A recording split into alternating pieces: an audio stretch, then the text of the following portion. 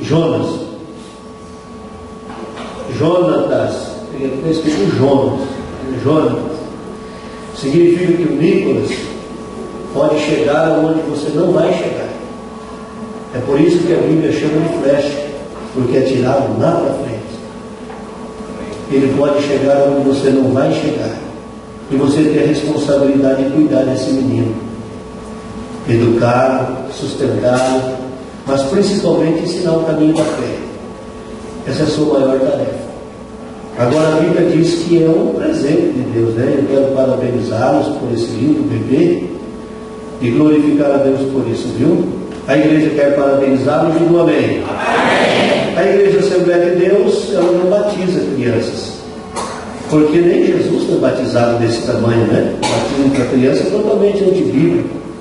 Mas Jesus foi apresentado, depois que terminou a dieta, como a gente chama esse período, né, da Maria, ele foi apresentado ao Senhor, como esse garoto vai ser apresentado também. Quando ele puder entender, aí a Bíblia diz, aquele que crer e for batizado será salvo. Então quando ele crer e quiser se batizar, aí ele será batizado. Tá bom?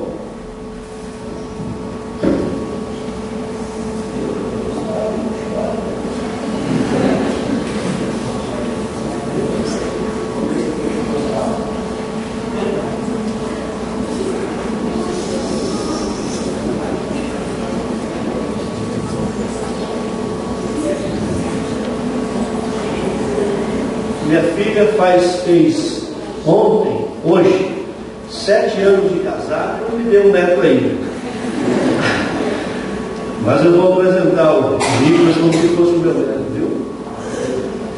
Querido Deus e poderoso Pai que estás nos céus, eu tomo em minhas mãos o pequeno Nicolas, um presente que o Senhor deu a este casal, a esta família, e quero apresentar ao Senhor agora e pedir que este casal tenha condição emocional, psicológica, estrutura, para educar esta criança, para ensiná-la, mas também condições financeiras para sustentá-la, mas acima de tudo condição espiritual para mantê-la nos teus caminhos como sacerdotes, ensinando o caminho do Senhor a ele, Pai. Peço que a tua bênção repouse sobre esta família, em nome de Jesus, e para a tua glória, Senhor. Amém.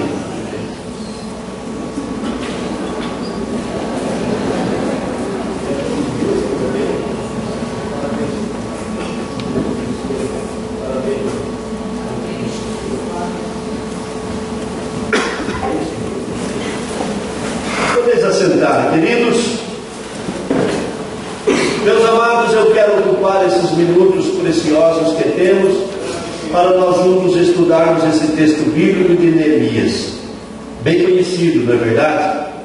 Todos nós, como bons leitores da Bíblia, já conhecemos esse texto, já ouvimos falar sobre ele, e eu não tenho dúvida de que nós já estudamos sobre eles em outras ocasiões, você já conhece esse texto.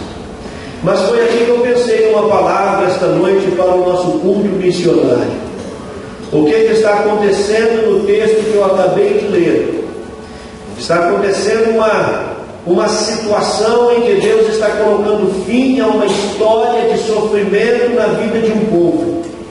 Nós vamos conhecer essa história lá no livro dos Reis, a razão pelo qual Deus vai entregar esse povo ao cativeiro. Todas as vezes que Deus queria tratar o seu povo, era mexendo com o seu brilho, mexendo com o seu ego, mexendo com aquilo que eles mais prezavam, no caso a liberdade. O maior desmérito para os israelitas era ser escravos de alguém. Eles carregavam na sua história aquela concepção de que por serem um povo escolhido de Deus, separado de Deus, eles tinham que estar superiores, eles tinham que estar acima de todos. Tanto que quando um governo de ditadura bastante apurado, ele tomou conhecimento disso e resolveu aniquilar todos os judeus da face da terra, porque ele carregava esta mágoa de saber que os judeus sempre se achavam um povo assim um tanto superiores por causa das condições que lhes eram impostas. Esse povo, todas as vezes que desobedecia a Deus, Deus os tratava mexendo com o seu brio.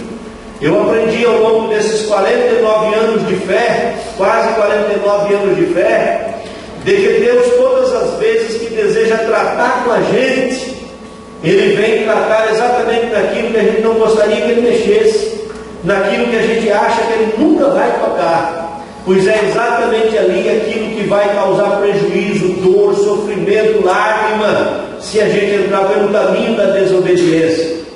Esse povo, se você ler no livro dos Reis, eles estão atravessando um momento de maldade. A Bíblia diz que quando Deus orientou o rei Nabucodonosor a invadir Jerusalém e levar esse povo cativo, chegou ao ponto de furar os olhos do rei, levar ele com os olhos vazados, e nem assim o seu orgulho conseguiu ser tocado. Então Deus leva esse povo ao cativo por dezenas de anos, e entre eles vai um menino, vai um garoto, entre tantos garotos que vai, mas fica em Jerusalém destruída. Jerusalém tem os seus muros destruídos, as casas queimadas, a igreja foi totalmente saqueada, a igreja era feita de madeira nobre, revestida de ouro. Então tudo que existia nela eles foram destruindo e arrancando, todo o ouro, toda a prata, todos os utensílios. As casas foram sendo destruídas em busca de dinheiro, do dinheiro da época, de moedas, de ouro. Os muros da cidade destruídos, o que sobrou ponharam fogo, mas lá ficaram mulheres, lá ficaram crianças, homens foram arrancados à força das famílias, meninos homens levados à força embora para serem escravos da Babilônia. E passaram-se dezenas de anos, de repente chega um moço por nome de Hanani ou Anani, e esse moço vem em busca de um irmão seu chamado Neemias. E quando ele chega nesse lugar, o Neemias está vivendo um tempo assim de conquistas. Ele chega adolescente, saindo da idade da infância, entrando para a adolescência, mas a sua postura, a sua forma de trabalhar, a sua forma de agir, faz com que ele conquiste a confiança do rei, ao ponto dele chegar ao cargo maior naquele reino. Abaixo do rei, somente um copeiro mora. Essa era a função de Neemias. Nem a mulher do rei entrava na sala do seu trono sem que ele ordenasse. Até a sua esposa, para entrar lá, ele tinha que autorizar. Seus filhos só entravam se ele autorizasse. Mas no caso do copeiro, não. O copeiro tinha 24 horas à disposição do rei.